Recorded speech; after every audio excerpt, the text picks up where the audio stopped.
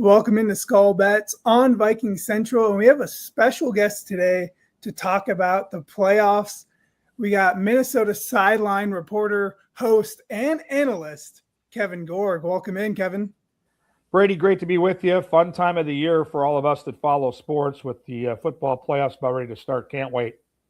Yeah, and that's actually what we're going to be talking about today. So first things first, what are your kind of overall thoughts on the playoffs heading into it? It's Wednesday. So what's your thoughts on Wednesday with a couple days ahead? You know, we're so used to seeing Patrick Mahomes, Tom Brady, some of these legendary teams and dynasties dominate pro football. And this, to me, feels like one of the first years where Brady, it's wide open. I don't see a dominant team. I don't see an overwhelming betting favorite in the markets. And, you know, for all of us that like to play long shots, I think this year, more than any other year I can remember in the last couple of decades, has that long shot potential because I think this thing is wide open. Yeah, I totally agree with you. Like even the number one seeds, you can kind of say there's some flaws for either team. So let's kind of talk about the one seeds real quick. Let's talk about your Broncos first.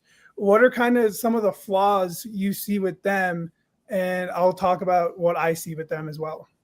Well, I'm a lifelong Broncos fan, so I've got 50 plus years of following this football team. And if you would have told me before the season they would have been the one seed, I would not have believed you.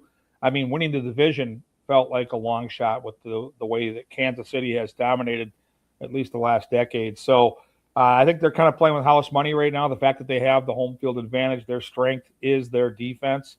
Their defense is top 5 in the league for sure. They can create turnovers. They're very difficult to run the football on. And they've got a Super Bowl winning head coach in Sean Payton. The flaws are real simple. Their offense isn't consistent. Their quarterback, Bo Nix, I think, has a ton of talent, and he's made some real strides this year, but they're not consistent. They don't have any real game-breaking playmakers on offense. Cortland Sutton is a really nice receiver, but he's a possession guy.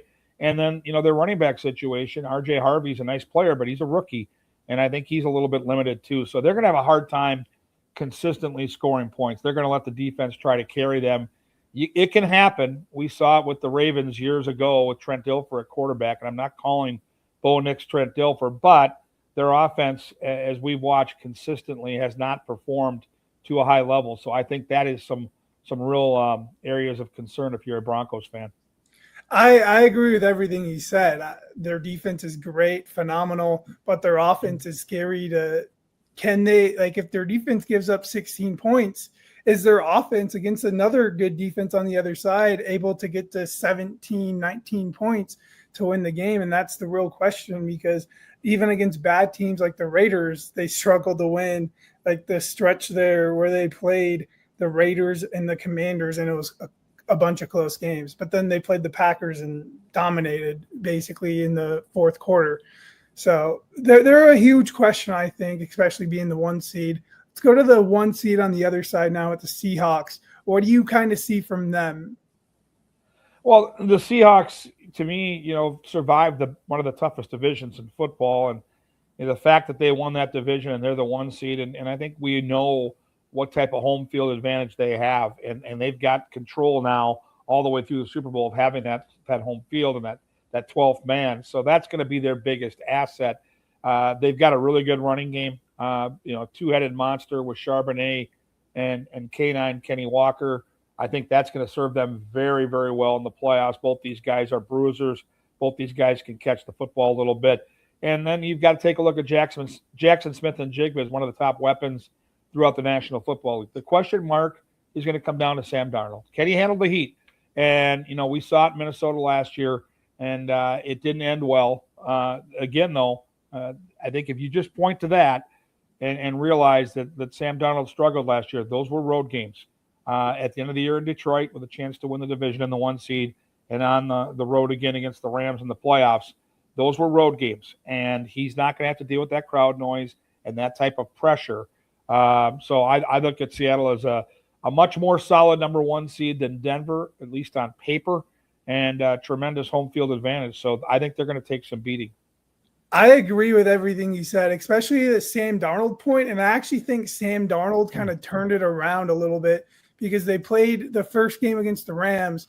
They threw 4 or 5 turnovers and they were still right there. And then the second time they were down 16 and he helped lead that comeback to win. So I think he kind of got over that hump, and especially against the Niners, I know their defense they're very banged up on the defensive side of the ball, but they took care of business. And they haven't even used Rashid Shaheed all that much either.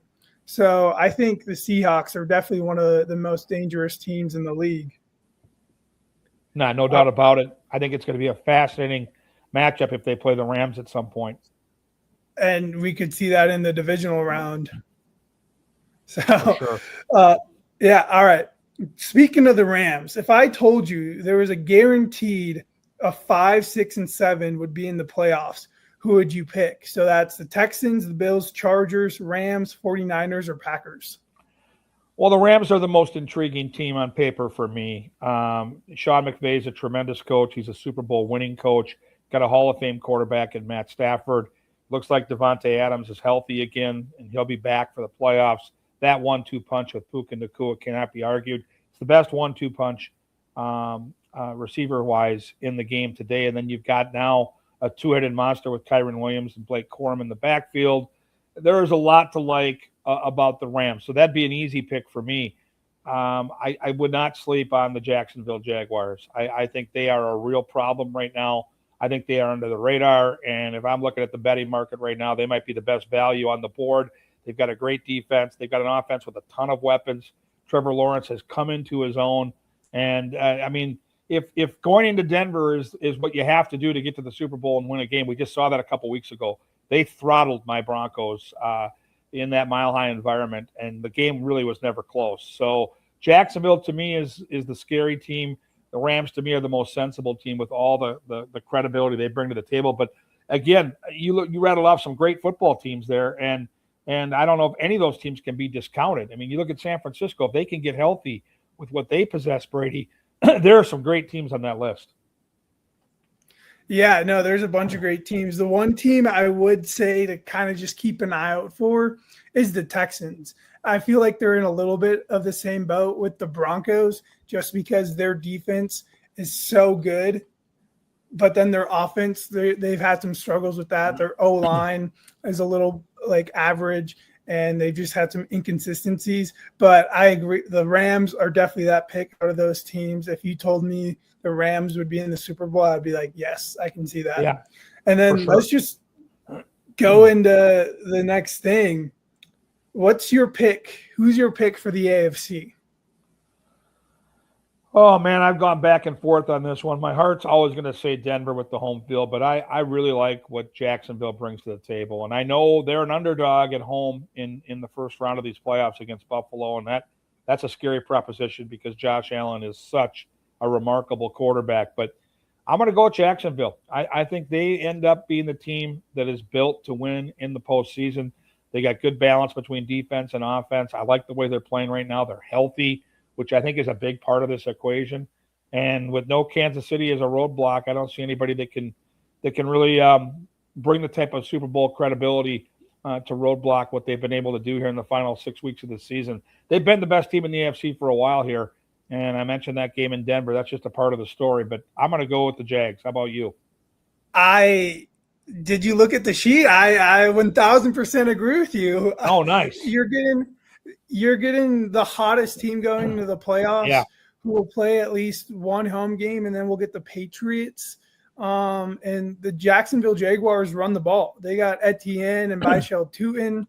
Trevor Lawrence has been using his legs way more down the stretch, and they're fifth right now in AFC conference winner odds. They're plus 580. Wow. And that's fifth. They're behind the Broncos, Patriots, Bills, and Texans. So I think that's a great value, especially since we both like them, because I think they beat the Bills, and I think they go on a little bit of run here. Yeah, they're just playing incredible ball right now. We didn't bring up the Patriots.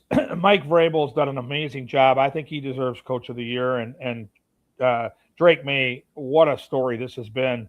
His coming out party at quarterback. So it's funny, you handicap this, you think about the Broncos and the home field, the red hot Jaguars, and the Patriots have been so good most of this entire season, and nobody's talking about them. And, it's a different looking Patriots team than we saw with all those years having Tom Brady kind of run the show. Do not sleep on that team. They are legitimately good. Again, another team with two stud running backs in the backfield with Henderson and Stevenson. It's a really intriguing AFC to me because there are a handful of teams that all are legitimate Super Bowl contenders. It would not surprise me. I like Jacksonville in the value. Denver's the easy choice with the home field, but I am telling you, New England's going to have something to say about this too. Yeah, New England's definitely a good team. I do think they are just a little too early to the party, and that's great for being early to the party and being the 2 seed.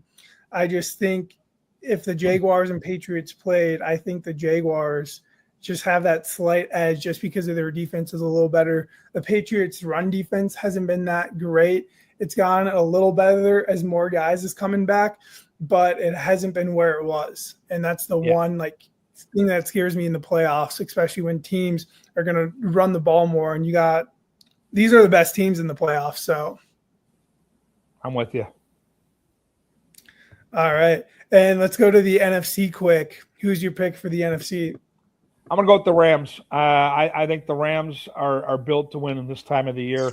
From the coach to the quarterback, that they just seem to be on the same page. And if you look at teams that dominate in the postseason, I go back to Brady and Belichick, Andy Reid and Patrick Mahomes. If you've got a combination that features Sean McVay and Matty Stafford, I just don't know if you can beat that. And they've got good balance on both sides of the football. They can go on the road and win games.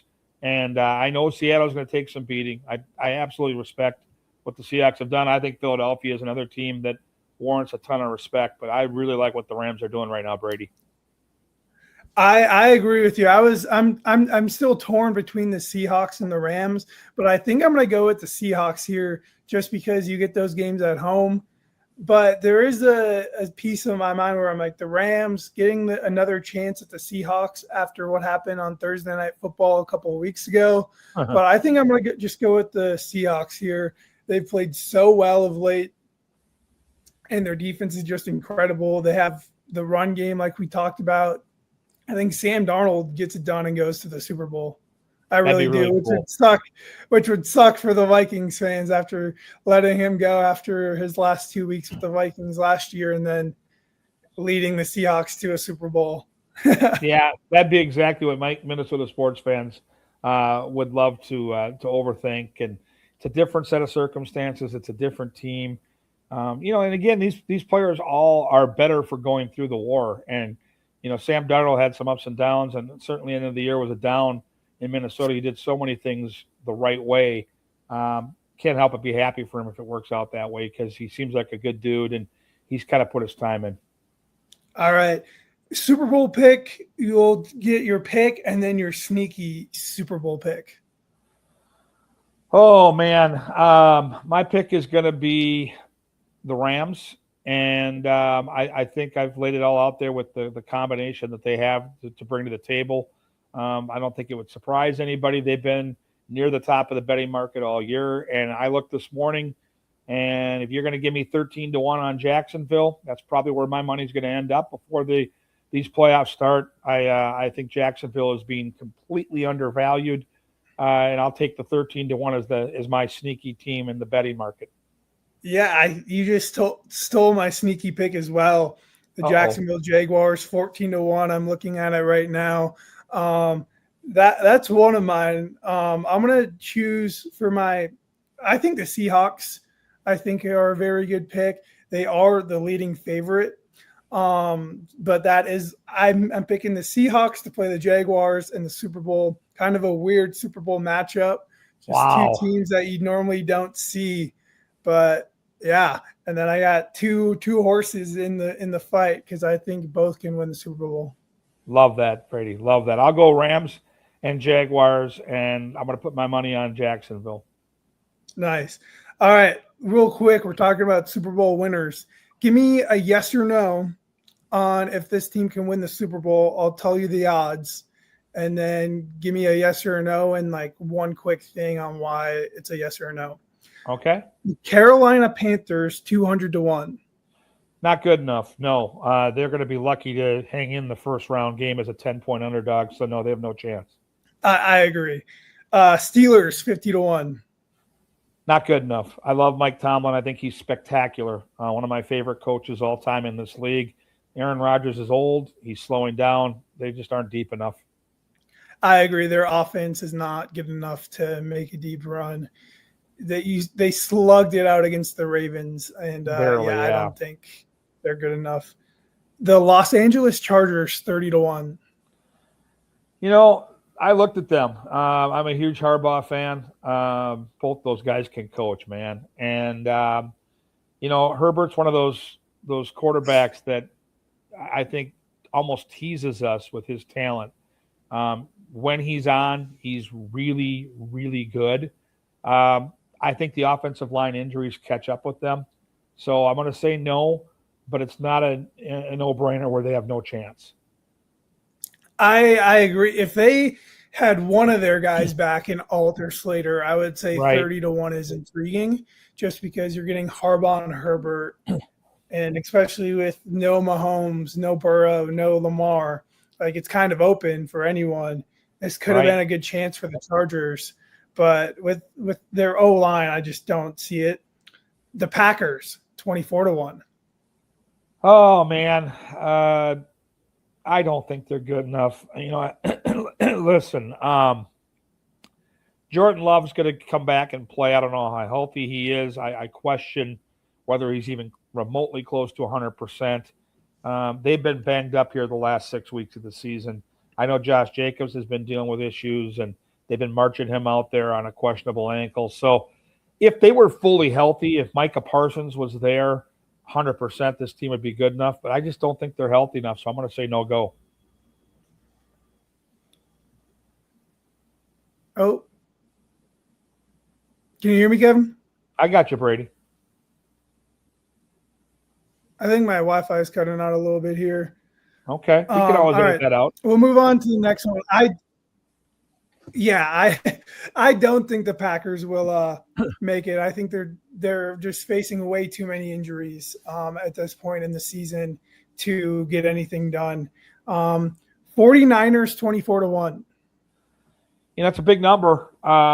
Great coach. Love the quarterback story in Brock Purdy. By the way, same initials as you, BP. So there you go. And Christian McCaffrey is one of the most electric players in the history of the game. Again, the health of the 49ers, they haven't been healthy on either side of the football for a while now. If they were fully healthy, they'd be dangerous. George Kittle has been dealing with some issues here down the stretch. So I'm going to say no go. But if they were able to survive a week and maybe kind of make a run here and get healthy, they are one of those teams that could be dangerous. I agree with you, Kevin. Can you hear me still? Uh-huh. All right, sweet. I think if they can get a couple guys back, I don't know if it's possible. I know there's rumors about Fred maybe trying to come back. I don't see it. Their defense, the injuries, I don't really see it too well. And here's an intriguing one. The Bears. 22-1. They've got a little magic going there, no doubt about it. Caleb Williams looks like he is legit. He's taken a huge step. Getting that coach over from Detroit, I think, really helped him and this offense. You mentioned some teams that might just maybe have jumped the gun and maybe they're a year or two away that they're certainly trending. The Bears are that team. I mean, they're close. They're really close. But you're probably a year or two early if you're going to bet them. So I'm going to say no on the Bears. I'm going to say they need a little more seasoning. They got to take some lumps here along the way. Love what they're doing. A great story. But I just don't think they're good enough. Yeah, I think their defense is too turnover reliant, and they have very good turnover luck, and that doesn't really translate to the playoffs well. You kind of saw that with the Vikings in 2022, where they were that really good team, but then did not do so well in the playoffs when they played the Giants. So I'm with you. Yeah, we'll get to the next team then. The Jaguars, 14-1. What do you think, Kevin? I'm all in. I love Trevor Lawrence. Yep. I love this football team. I think they're really balanced on offense and defense. They're healthy right now. They're playing their best football of the season. So, yeah, I have a lot of affection for what the Jacksonville Jaguars are doing. And I think that price leads me to make at least a small Super Bowl winning wager there. Yeah, 14-1 is just, I think, too good to pass up, especially if even you could, I know in some places you could do the conference winners. So you could do your Jaguars and Rams to win the conference as well. And there's Super Bowl matchup picks. But yeah, 14-1 on the Jaguars, I think, is a really, really good. Yes.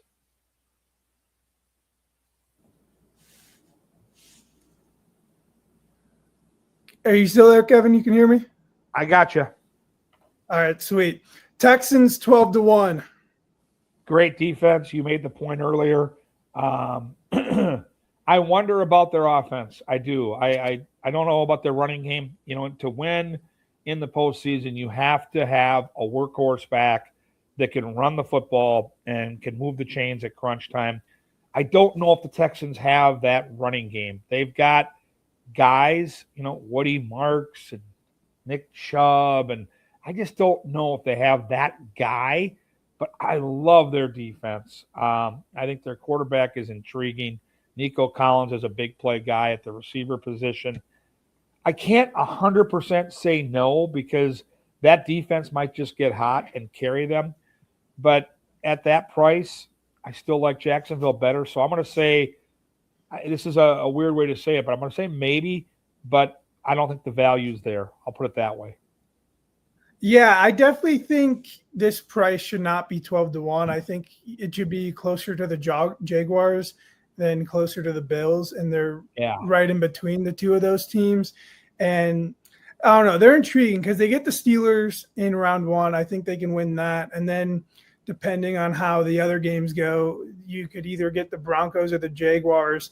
And I don't know, they're an intriguing matchup. I would say maybe a little conference bet on them, but they're interesting. Like you said, maybe.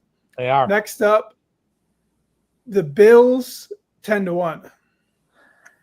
You know, anybody that knows me knows I have a man crush on Josh Allen. I absolutely think he is one of the most incredible players to cheer for. He's a great human being off the field. He's a remarkable talent on the field.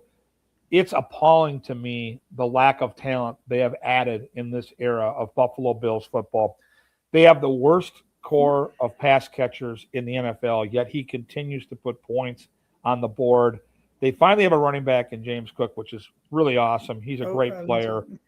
But the receiving core stinks. The defense can't stop anybody. So as much as I love Josh Allen, as much as it'd be a great story for Buffalo, which is kind of Minnesota East with all the Super Bowl losses, no, it's not happening. I don't think I had a man crush.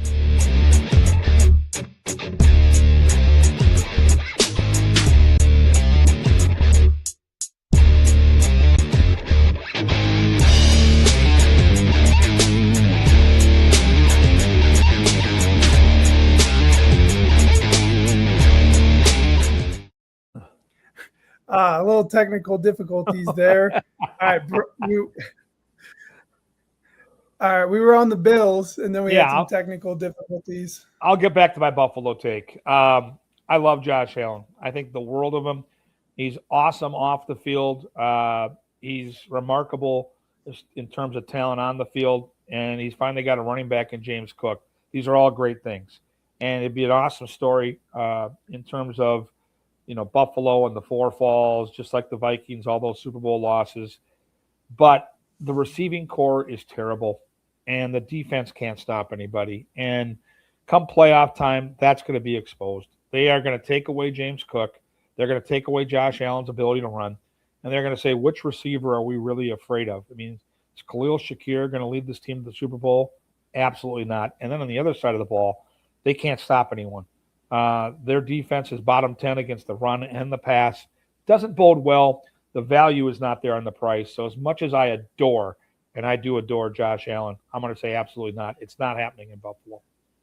Yeah, I could see a world where Josh Allen puts his MVP cape on and just carries his team, kind of like what Mahomes did last year in the playoffs. But I don't think they can win 3 straight games to get to the playoffs or the Super Bowl and then win the Super Bowl. Not with this defense, not with these receivers.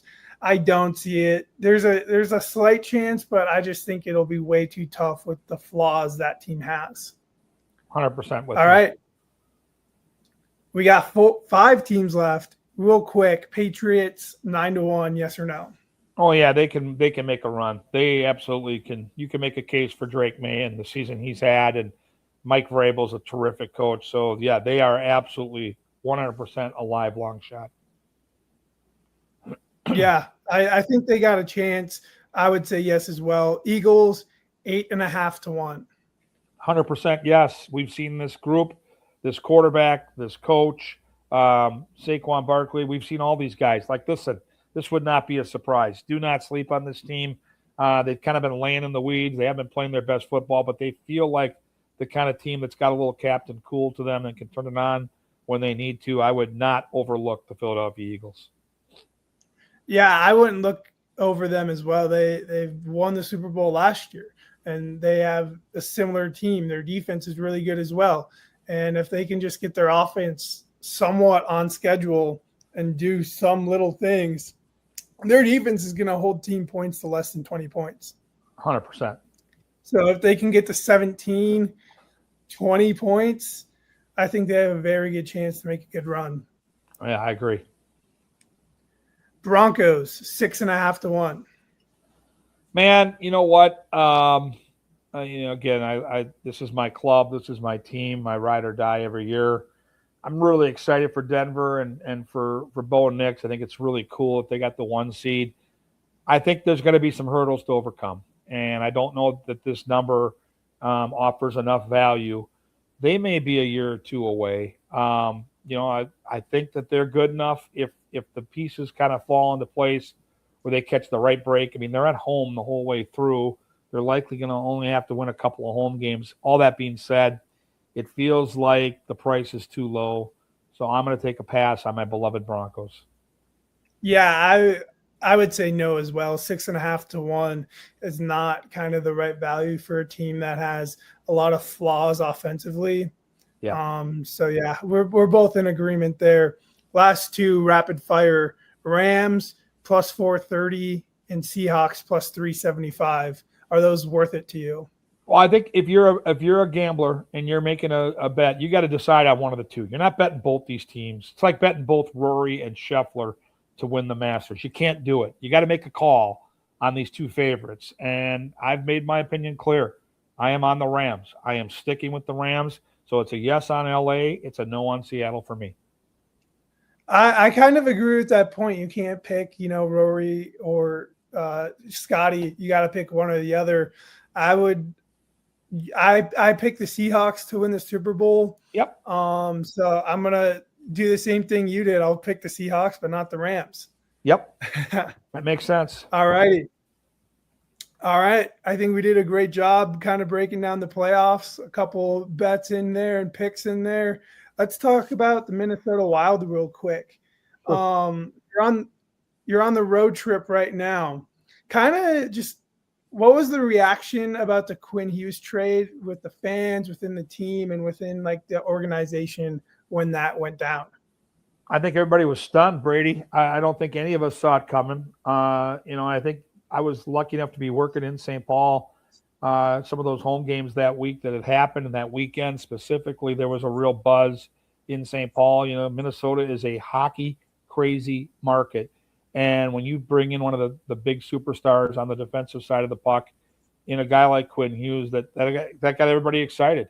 And so, Billy Guerin made this aggressive move, kind of telling his team, I think you're good enough right now to make a run at a Stanley Cup. And so the fans, I think, fell in line with that excitement level. And you've seen the team play well since he made that move.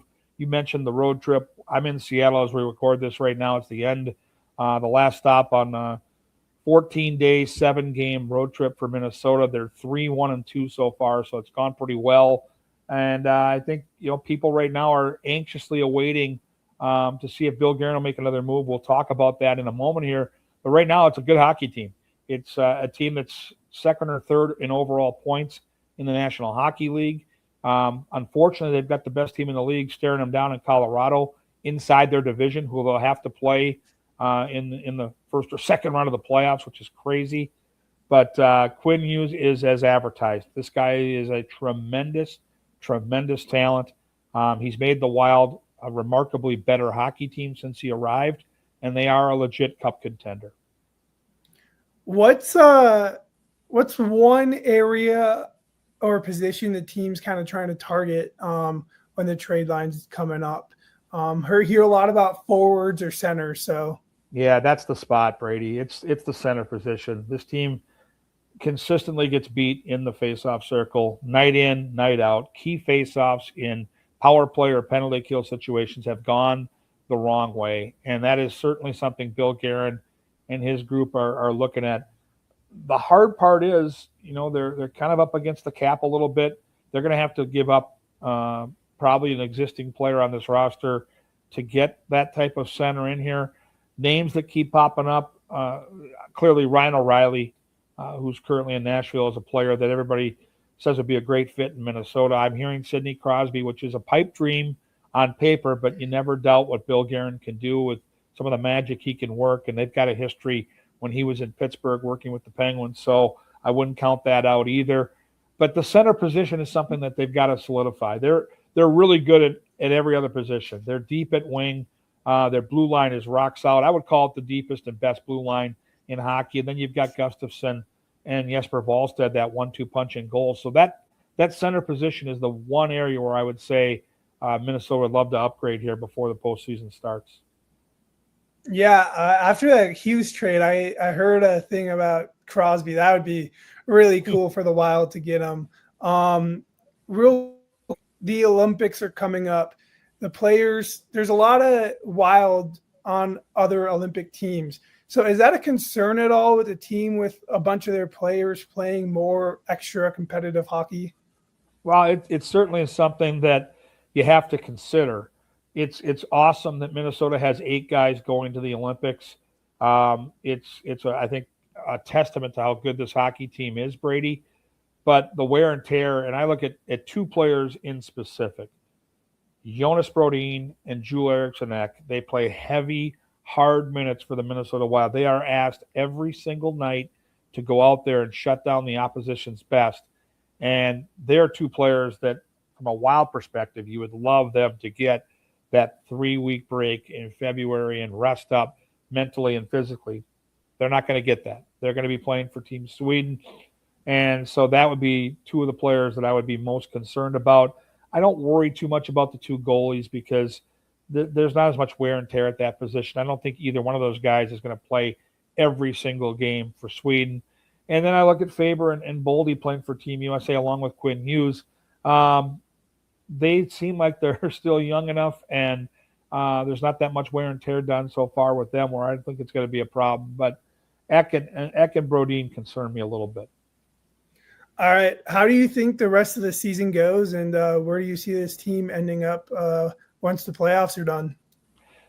Well, I think there's no way to get around the Dallas-Minnesota matchup in the first round, and I think what you're going to see is these two teams are going to be jockeying to try to get home ice advantage. How much that matters in the National Hockey League, I don't know. I don't think it's that big a deal. I think it's really going to come down to a couple factors, Brady, is which teams are healthiest in April at the end of the season, and we have no idea of knowing that right now, but we do know Minnesota's a deep team. They play 4 lines. They've got 3 solid sets of defensemen. They've got 2 goalies, so they've got depth on their side to hopefully avoid some of those key injuries.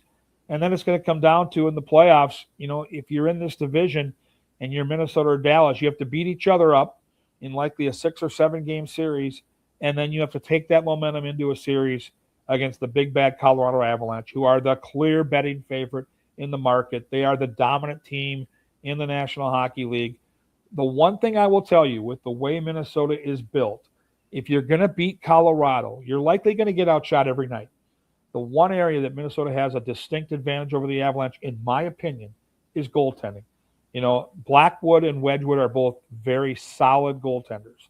But Gustafsson and Wallstedt, to me, because it's a 1-2 punch, because they played at such a high level, because they're both in the Vezina conversation, that would be a matchup where Minnesota could find a way to maybe withstand the thrust of the Avalanche, who are clearly the best team in the league.